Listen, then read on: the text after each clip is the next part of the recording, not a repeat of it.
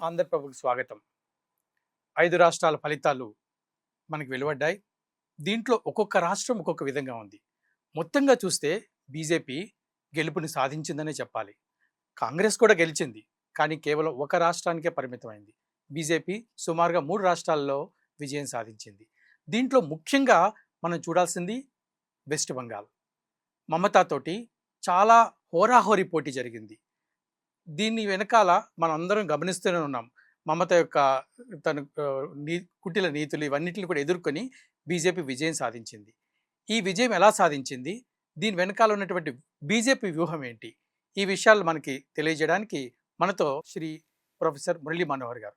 Sir నమస్కారం అండి. నమస్తే అండి.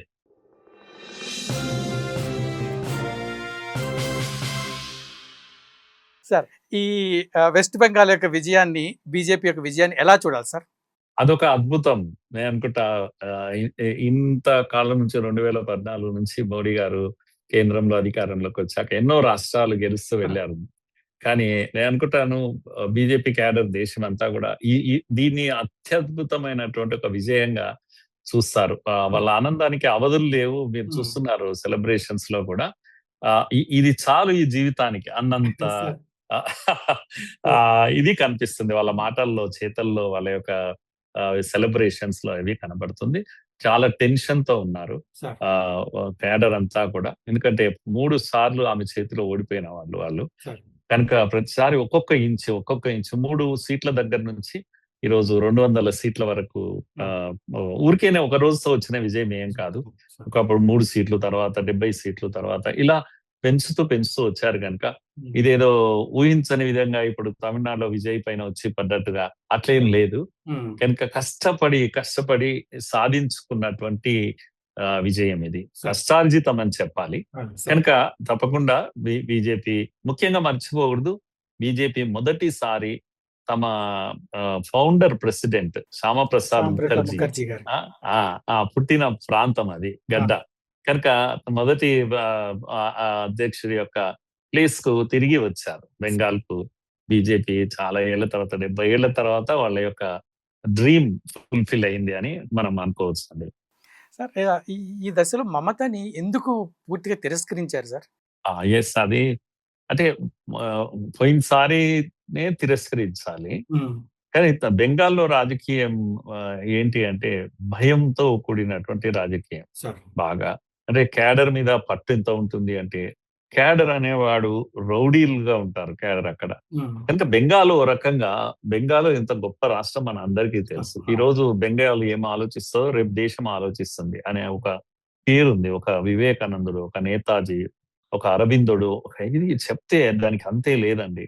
దేశానికి కావాల్సిన మహానుభావులు అందరూ అక్కడే పుట్టారు. స్వాతంత్రానికి విత్తనం నాటిన వాళ్ళు ఉద్యమానికి. విడిపోయిన బంగ్లాదేశ్ ను బ్రిటిష్ వాడు కుట్రతో విడగొడితే వందే మాత్రం అని గొంతెత్తి, అది నినాదం కాదు, అది ఒక వార్ క్రై, యుద్ధ నినాదం అది. కనుక వందే మాత్రం గీతం అందుకే అంతగా గొడవ అయింది కదా. కేవలం ఒక పాటతో, బంకిం చంద్ర చటర్జీ రాసిన ఆ పాటతోటి మొత్తం దేశమంతా వైబ్రేషన్స్. ఇక్కడ ఉస్మాన్ యూనివర్సిటీలో వందే మాత్రం రామచంద్రరావు పేరు వింటుంటారు. పివి నరసింహారావు కూడా వందే మాత్రం ఉద్యమంలో ఉండేవారు. ఆయనను కూడా అరెస్ట్ చేశారు. ఉస్మాన్ యూనివర్సిటీ సీటు పోయింది ఆయనకు. నాగ్పూర్ వెళ్ళి చదువుకున్నారు. అలా వందే మాత్రం అనేది ఒక బెంగాల్లో కాదు, దేశం అంతా కూడా దాని వైబ్రేషన్స్ ఉండేటివి. అంత గొడవ చేసి విడిపోయిన బంగ్లాదేశ్ ను తిరిగి ఈ దేశంలో కలిపారు ఒక్క నినాదంతో. అటువంటి ఒక పెద్ద చరిత్ర బెంగాల్కు ఉందండి. బెంగాల్ భాషకు కూడా ఉంది. కనుక బెంగాల్ ఒకప్పుడు ఇండస్ట్రియల్ గా బాగా డెవలప్డ్ ఇది. మనం మర్చిపోకూడదు, మన దేశానికి క్యాపిటల్ ఒకప్పుడు అది. కనుక ముంబై కన్నా ఎక్కువ విజయాలు సాధించి ఆర్థికంగా, ఇండస్ట్రియల్ గా ఉన్న అటువంటి ప్రాంతము ఇన్నేళ్ల తర్వాత బీజేపీ తన చేతికి తీసుకున్నది. ముఖ్యంగా కాళీమాత భక్తులు వాళ్ళంతా కూడా. కనుక హిందుత్వానికి ఇదిగా నిలబడ్డ బీజేపీ బెంగాల్లో తహతహలాడిపోయింది తను ఇది కావాలని. అందుకే అక్కడనే ఫెయిల్ అయిపోయింది పాపం ఆమె. ఎవరు? మమతా బెనర్జీ హిందూ సెంటిమెంట్ ఇక్కడ రాదు అని అనుకున్నది. She took the Hindus for granted అన్నట్టు. ఏం కాదు, పడి ఉంటారు వీళ్ళు, కనుక నేను ప్లీజ్ చేయాల్సింది ఏమైనా సరే బరి తెగించి ముస్లింలను ప్లీజ్ చేయాలి అని ప్రతిదప్పుడు దుర్గా పూజలప్పుడు కూడా అది పక్కకు పెట్టి మొహరంకు పర్మిషన్స్ ఇవ్వడం లాంటివి అన్ని కూడా ఎక్స్ట్రీమ్ చేసింది. నేను ముస్లింల వైపు నేను ఉన్నాను అని ఓపెన్ గా ప్రదర్శించింది. హిందువులు ఏం చేయరు నన్ను అని అనుకున్నది. కనుక ఇది గతంలో ఎన్నికలు అప్పుడే కావాలి, అదేదో ఇప్పుడు అయ్యింది అది. కనుక హిందువు కంప్లీట్ గా కన్సాలిడేట్ అయ్యాడు, ఒక్కటయ్యాడు మొదటిసారి. మనం చూస్తున్నాం. అంత ఈజీ కాదు, ఎందుకంటే 30% పైగా ఉన్నటువంటి ముస్లిం జనాభా అక్కడ. వీళ్ళు గెలవడం, బీజేపీ గెలవడం మాత్రం కేవలము హిందూ ఓటుతోనే గెలిచారు. చాలా కష్టం గెలవడం, అంత యునైటెడ్ గా ఉండడం అనేది గొప్ప గెలిపే. మమతా బెనర్జీ కూడా ఊహించలేదు ఇంత అవుతుంది అని. సార్ ఇక్కడ నాకు హిందూ ఓట్లే కాదు సార్ కేవలం, ఎందుకంటే 201 సీట్లు రావడం అనేది అంటే ఇప్పటివరకు లీడ్లో ఉంది. ఇంకా ఎంతవరకు వస్తుందో తెలియదు, ఇంకో గంటలో తెలుస్తుంది. ఖచ్చితంగా ముస్లిం ఓట్లు పడినాయి సార్, నేను అనుకుంటున్నట్లా. ఉండొచ్చు కొన్ని ప్రాంతాల్లో. అంటే వీళ్ళు మాట్లాడింది ఏంటంటే బంగ్లా సౌత్ పరిగణ అండ్ నార్త్ పరిగణ వచ్చేసరికి పూర్తిగా బీజేపీకి పట్టులేని ప్రాంతంలో కూడా గెలిచారు వాళ్ళు. గెలిచారు. మాల్దా, గిల్దా, ముర్షిదాబాద్ ఇలాంటి ప్రాంతాలన్నీ కూడా ముస్లిం డామినేటెడ్ ఏరియాస్. వాటిల్లో కూడా బీజేపీ గెలిచింది. అయితే ఇండియన్ ముస్లిమ్స్ ఎవరైతే ఉన్నారో వాళ్ళు కొంత బీజేపీకి అనుకూలంగా మారారు. అక్రమ చొరబాటుదారుల విషయంలో ఇండియన్ ముస్లిమ్స్ కూడా వ్యతిరేకత ఉంది. వాళ్ళు రావడం వల్ల వీళ్ళ షేర్ తగ్గుతుంది. వీళ్ళేమో ఓటు బ్యాంక్ పెంచుకోవాలి, గ్యారంటీ ఓటు ముస్లిం ఓటు, హిందువు కాదు అనేటువంటి ఒక తపనతో వాళ్ళని రక్షించుకునే ప్రయత్నం చేశారు, కాపాడుకునే ప్రయత్నం చేశారు. వాళ్ళకు అన్ని ఏర్పాట్లు చేశారు. ఆధార్ కార్డు, ఏ కార్డు, ఏది కావాలో అన్ని ఇచ్చారు. ఎన్నికల ఆఫీసర్ దగ్గరికి వెళ్ళి క్లెయిమ్ చేయండి, మేము ఇక్కడి వాళ్ళమే అని, అడ్రస్లు ఇవ్వండి అని ఓటు కొరకు అన్ని ప్రయత్నాలు చేశారు. కనుక ఆ రకంగా హిందువులు భయపడిపోయారు ఈ దెబ్బకు. ఇలా అయితే మాకు కుదరదు అనేది, ఇది మేజర్ రీజన్ అదే అవుతుందండి ఈరోజు మమతా బెనర్జీ వెళ్ళిపోవడానికి. అయితే కర్ణుడి చావుకు కారణాలు ఎన్నో అన్నట్టుగా దీనికి there is no end to her list అన్నట్టు. ఆమె ఓటమికి ఒక్కటి కాదు, అంటే విపరీతమైన కరప్షన్ మనం చూసాం. ఎంత పెద్ద కరప్షన్, టీచర్స్ అపాయింట్మెంట్స్ దగ్గర నుంచి రకరకాల డబ్బులు, లక్షల కోట్ల రూపాయలు వాళ్ళ గోడల్లో, వాళ్ళ ఎమ్మెల్యే వాళ్ళ ఇళ్లలో బయటపడడం, సిబిఐ పట్టుకోవడము, ఈడీ పట్టుకోవడము, ఇవన్నీ మనం కళ్ళతో చూసాం. అలాగే కోర్టులో తీర్పిచ్చిండ్రు, అక్రమంగా టీచర్ పోస్టులు అమ్మారని చెప్పేసి చాలా మంది, వేల మంది టీచర్స్ పోస్టులు పోయినాయి, వాళ్ళు రోడ్డు పైన పడ్డారు. అంటే మరి తెగించినటువంటి కరప్షన్ కనపడ్డది, కళ్ళకు కనపడే కరప్షన్ కనపడ్డది. కనుక ఇంకోటి ఏంటంటే ప్రామిసెస్ చాలా చేసింది, బ్రోకెన్ ప్రామిసెస్ కూడా ఆమెను ఓడగొట్టింది. ఇల్లీగల్ మైగ్రెంట్స్ అనేది చాలా పెద్ద ఇష్యూగా మారింది. మహిళా సురక్ష అనేది కూడా, ఆమె మహిళ అయ్యి ఉండి కూడా మహిళా వాళ్ళ రక్షణ విషయంలో, ముఖ్యంగా ఆర్జికార్ మెడికల్ కాలేజ్ ఇష్యూలో ఆమె నేరస్తులను వెనుక తీసుకొచ్చే ప్రయత్నం చేసింది. ఈరోజు సింబాలిక్ గా ఏ అమ్మాయి అయితే మెడికో, ఆమె జూనియర్ ఆమె మెడికో ఉందో, చనిపోయిందో, ఆమె తల్లి ఈ రోజు నిలబడ్డది, గెలిచి విజయం సాధించింది. కనుక ఆ ఇష్యూలో చాలా దెబ్బతీసింది. మహిళా ఓటర్లు అందరూ చాలా నారాజ్ అయ్యారు. సందేశ్ ఖాళీ లాంటి ప్రాంతంలో మహిళలు కేసులు లాంటివి ఎన్నో జరిగాయి కదా. కనుక ఇవన్నిటి కారణంగా సామాన్య ప్రజలు, ముఖ్యంగా హిందువులు అందరూ కన్సాలిడేట్ అయ్యారు. అందరూ ఇది మా పోరాటం అనే స్థితికి వచ్చేసింది. ఈసారి 5 years లో బీజేపీ ప్రభుత్వం కూడా గతంలో చేసిన తప్పిదాలు బీజేపీ పార్టీ ఈసారి చేయలేదు, చాలా సరిదిద్దుకున్నది. మీరు కనుక అడిగినట్టయితే, మీరు కళ్ళకు కనపడే ఎగ్జాంపుల్ ఏంటంటే, లాస్ట్ టైం ఎలక్షన్స్ లో మోడీ గారు, అమిత్ షా ఇద్దరి క్యాంపెయిన్ చేశారు. వాళ్ళు ఇద్దరు చేసేటప్పుడు ఎవరిని టార్గెట్ చేశారు అంటే మమతను టార్గెట్ చేశారు. దీదీ, ఓ దీదీ అని చెప్పేసి మోడీ గారు డైరెక్ట్ గా అటాక్ చేస్తుంటే, అది ఒక ఆడపిల్ల అని తాను అన్నది. చూసారా ఇట్లా దాడులు చేస్తున్నారు, గుజరాత్ నుంచి, ఢిల్లీ నుంచి వచ్చారు, నా పైన ఒక ఆడపిల్లను దాడి చేస్తున్నారు అన్నట్టుగా ప్రొజెక్ట్ చేసింది. ప్రజలు కూడా సింపతి వచ్చింది. ఆ తప్పు ఈసారి చేయలేదు. ఎక్కడ కూడా ఆమెను ఇండివిజువల్ గా గట్టిగా ఆమెను విమర్శించారు, టీఎంసీని విమర్శించారు, టీఎంసీ ఫెయిల్యూర్స్ ను విమర్శించారు. ఇలా తప్పిదాలు అనేక మమత చేయడం, వీళ్ళు కూడా తమ తప్పులను సరిదిద్దుకోవడం వీళ్ళ వైపు నుంచి, ఈ రెండు జరిగాయండి. కనుక అద్భుతమైన ఇది ప్లానింగ్, అద్భుతమైన ఇది. కనుక మనం చెప్పాలి, 20-30% పైన ఉన్న ముస్లిం పాపులేషన్ ఉండి కూడా మమతా బెనర్జీ అంటే సాలిడ్ గా తన వెంట ఉంటారు అనుకున్న వాళ్ళు లేకుండా పోయారు కొంతమంది మీరు చెప్పినట్టుగా. ఇంకా ఆ విధంగా నేను చూస్తున్నానండి. విపరీతమైన వాయిలెన్స్ కూడా ఉండేది. గత 2 ప్రభుత్వాలు చూసుకుంటే అంతకుముందు కాంగ్రెస్ సుమారుగా 30 సంవత్సరాలు పరిపాలించింది. ఆ తర్వాత లెఫ్ట్ కమ్యూనిస్టులు 30 సంవత్సరాలు. అంటే సుమారుగా ఒక్కొక్క జనరేషన్ 30 సంవత్సరాలంటే ఒక యువకుడి యొక్క యుక్త వయస్సు. సో, ఒక్కొక్క 2 జనరేషన్‌లు. ఈ 2 జనరేషన్‌లో బహుశా అందరం అనుకున్నాము ఇదే కంటిన్యూ చేస్తదేమో ఇదే సాంప్రదాయాన్ని అనుకున్నా గానీ బ్రేక్ చేయగలిగింది బీజేపీ. సో, ఇక్కడ బీజేపీ యొక్క సిద్ధాంతాన్ని పబ్లిక్ యాక్సెప్ట్ చేశారా?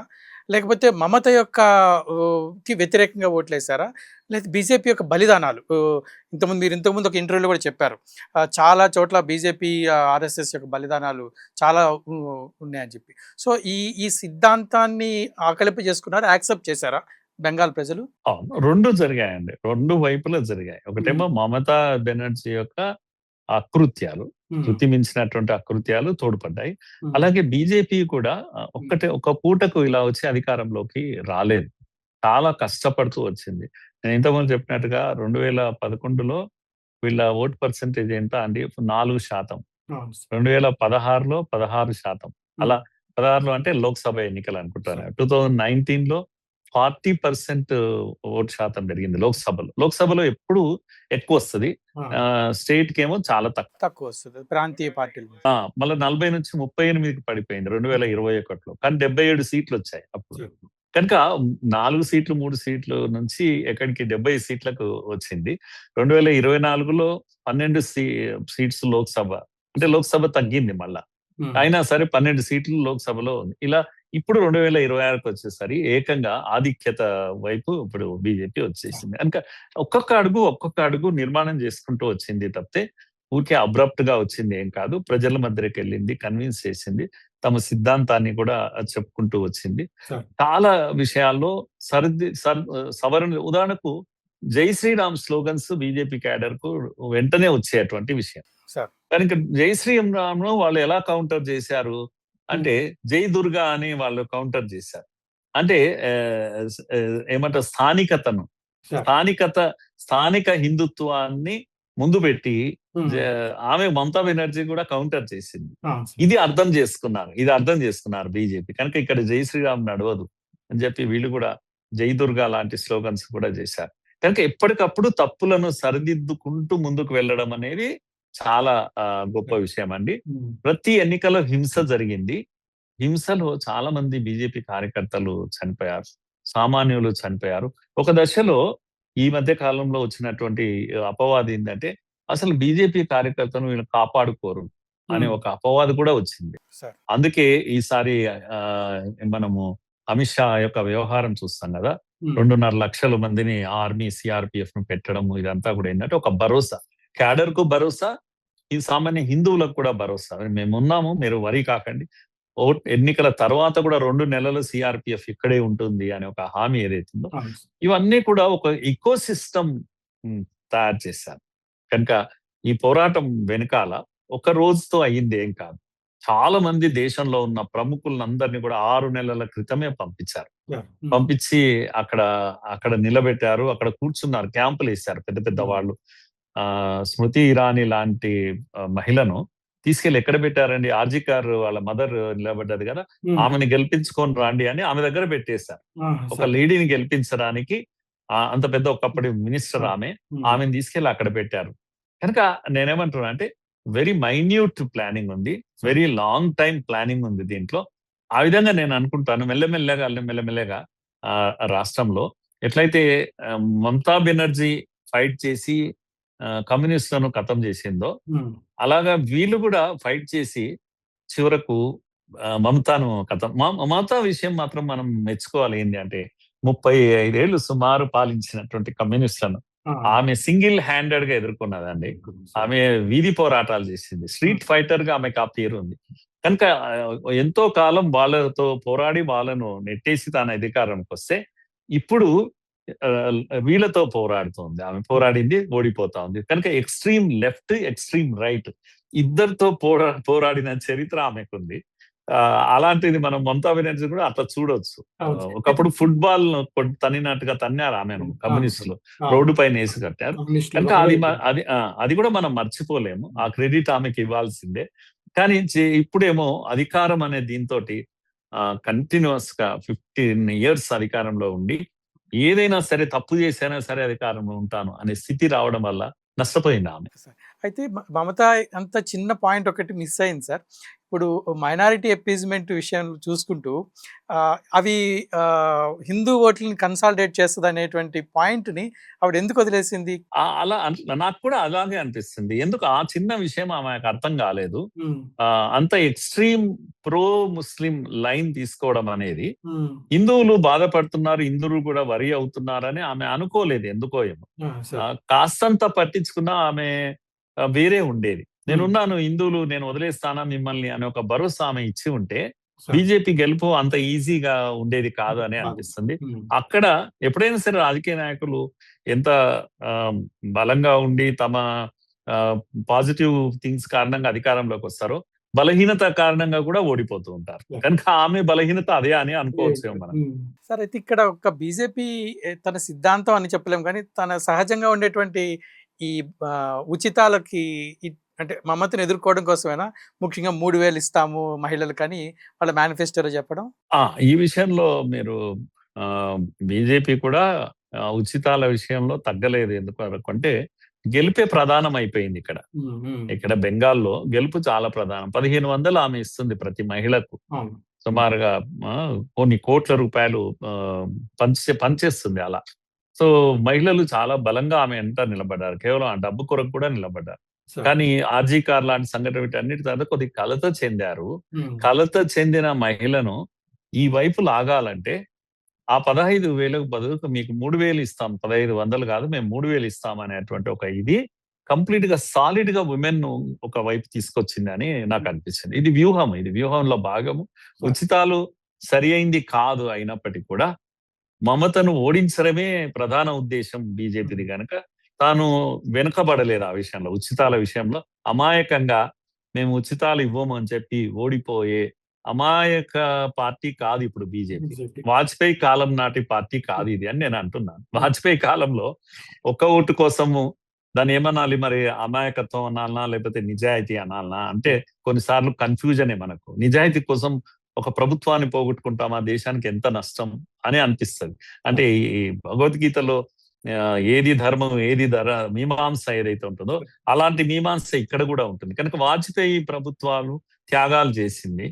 మోడీ ప్రభుత్వము అంత అమాయకంగా ఉండే ప్రభుత్వం కాదు. అందుకే శత్రుత్వం ఎక్కువ. కాంగ్రెస్ లో చాలా మంది ఎందుకు మోడీ పైన కోపం అంటే అలాంటి అమాయకంగా, ఎందుకంటే అవసరమైతే ప్రభుత్వాలు కూలగొట్టి ఇది 2 ఎమ్మెల్యేలు అటు ఇటు అయినా సరే బీజేపీ నిలబడుతుంది. ఇప్పుడు ఆ గతంలో లాగా పోగొట్టుకోవడం అనేది ఏమీ ఉండదు.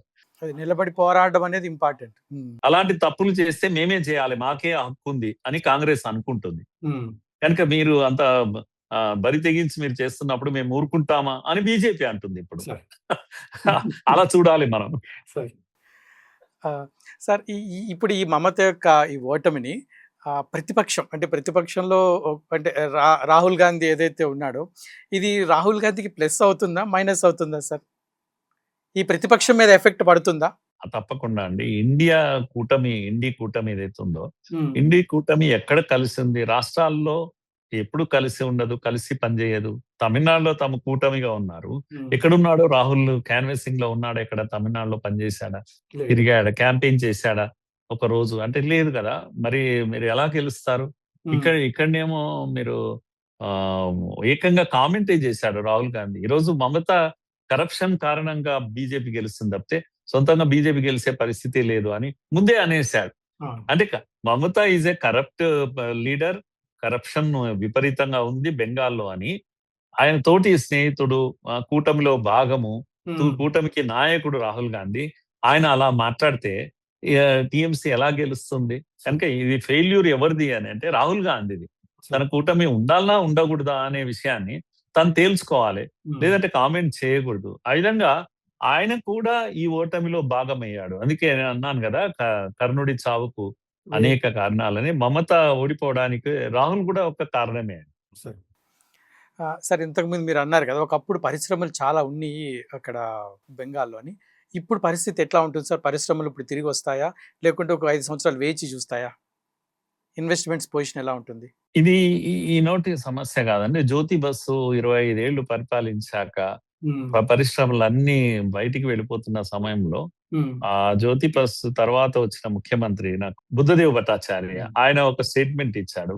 మొదటిసారి తను సీఎం అయినప్పుడు సీఎం కాకముందే ప్రజలకు ప్రామిస్ చేశాడు. ఏది మేము ఇండస్ట్రీస్ ను కాపాడుకుంటాం, అవసరమైతే మా యొక్క కార్మిక ఉద్యమాలను మేము తగ్గించుకుంటాం, వెనక్కి తగ్గుతామని. అంటే కార్మిక ఉద్యమాల బేస్గానే సిపిఐ సిపిఎం నడుస్తుంది.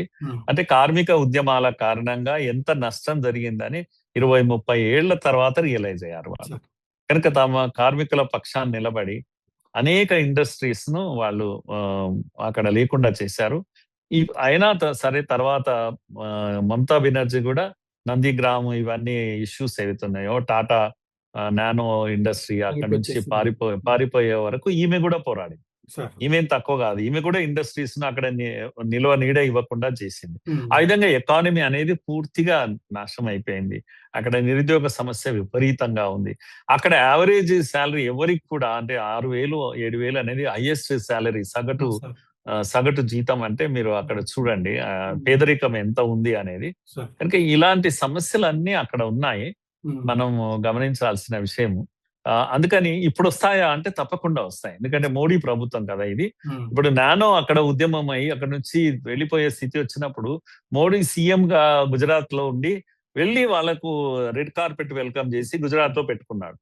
కనుక నేను అలాంటి వ్యక్తి కనుక ఈరోజు బెంగాల్కు ఇండస్ట్రీస్ ని తిరిగి వాపస్ తీసుకురాకపోతే బెంగాల్ మనుగడ కష్టం. తెస్తారు తప్పకుండా, వీళ్ళ బాధ్యత అవుతుంది బీజేపీది. కనుక ఎకానమీ మారిపోతుంది. జంగిల్ రాజ్ అనే పేరు లాలూ ప్రసాద్ వీళ్ళకు ఉండేది ఒకప్పుడు బీహార్ లో. వీళ్ళకు అలాంటి జంగిల్ రాజ్ ఎలా ఉంది మోడల్ చూడాలనుకుంటే మమతా బెనర్జీ పరిపాలన చూస్తే మనకు అర్థమవుతుంది. అక్కడ ఒక లా అండ్ ఆర్డర్ ఉండదు, ఒక ఇది ఉండదు, ఏది ఉండదు, డెమోక్రసీ ఉండదు. నేను ఇంకొక చిన్న మాట చెప్తాను చైతన్య గారు. మీరు బెంగాల్ ప్రజలు 50 ఏళ్లలో డెమోక్రసీని, నిజమైన డెమోక్రసీని వాళ్ళు చూడలే. నిర్బంధమే. మొత్తం 35 ఏళ్ళు కమ్యూనిస్టులు, 15 ఏళ్ళు ఈమె. అంటే కమ్యూనిస్టుల రిప్లికా ఈమె కూడా. వాళ్ళు ఎట్లా పరిపాలించినా ఈమె అలాగే, అదే గుండాలు అక్కడ నుంచి ఇక్కడ షిఫ్ట్ అయ్యారు. కనుక ఎంత నిర్బంధము అని అంటే ఒక సామాన్యుడు ట్రాన్స్ఫర్ అయ్యి వస్తే ఇల్లు రెంట్ తీసుకోవాలంటే డైరెక్ట్ గా వెళ్ళి తీసుకోకూడదు, ఆ ఇంటి యజమాని దగ్గరికి వెళ్ళకూడదు. మీరు ఆ లొకాలిటీలో బీజేపీ సిపిఎం ఆఫీస్ ఉంటుంది, అక్కడికి వెళ్ళాలి, మీరు రిజిస్టర్ చేసుకోవాలి. ఆ రెంట్ కి ఇచ్చే ఆయన కూడా ఇక్కడనే రిజిస్టర్ చేసుకోవాలి. ఇద్దరి మధ్య బేరం కుదిరించి కాస్త డబ్బులు తీసుకొని తర్వాత ఈయన సెటిల్ చేస్తాడు. ప్రతి విషయం అంత జోక్యం ఉంటుంది. సామాన్యుడి జీవితంలోకి చొచ్చుకొని వస్తుంది సిపిఎం ప్రభుత్వం. అలా నేను ఒక్క ఉదాహరణతో మీకు చెప్పాను లైఫ్ ఎలా ఉంటుంది బెంగాల్ అనేటువంటిది. అంత కంట్రోల్ గా పార్టీ చేతిలో ఉంటుంది, సిపిఎం పార్టీ చేతిలో ఉంటుంది. పార్టీ కనుసన్నల్లో ఉండాలి మీరు అందరూ కూడా, అది చెప్పిందే వినాలి. పోలీసులు అందరూ సిపిఎం కార్యకర్తలే ఉంటారు, వాళ్ళకే రిక్రూట్మెంట్ అందుతుంది. కనుక లాఠీ పట్టుకొని తిరిగే వాళ్ళంతా పేరుకు వాళ్ళు పోలీసులు, గవర్నమెంట్ పోలీసులు, కానీ వాళ్ళు కార్యకర్తలు, సిపిఎం కార్యకర్తలు. అలాంటి వ్యవస్థను ఈమె కొనసాగించింది. అందుకే నిర్బంధం మధ్యలో ఉన్నది 50 ఏళ్ళు. స్వాతంత్రం తర్వాత స్వేచ్ఛ అంటే చూడలేదు, డెమోక్రసీ అంటే చూడలేదు బెంగాల్.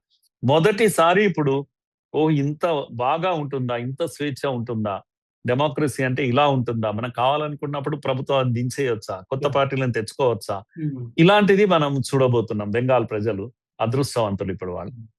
చాలా సంతోషం సార్, మీ విలువైన సమయాన్ని మాకు కేటాయించి చాలా విలువైన విషయాలు తెలియజేశారు.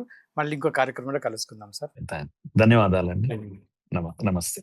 చూశారు కదా, ఇది బెంగాల్లో బీజేపీ పోరాడి సాధించినటువంటి విజయం. ఈ విజయం వెనకాల ఏదో ఒక్కరోజు 2 రోజులు కాదు, 20, 30, 40 సంవత్సరాల యొక్క బీజేపీ పోరాటం. బీజేపీ వ్యవస్థాపకుడైనటువంటి శ్యామ్ ప్రసాద్ ముఖర్జీ దగ్గర నుంచి ఈ పోరాటం సాగుతూనే ఉంది. ఇప్పుడు బెంగాల్ ప్రజలు స్వేచ్ఛా గాలులు పీల్చుకుంటున్నారు.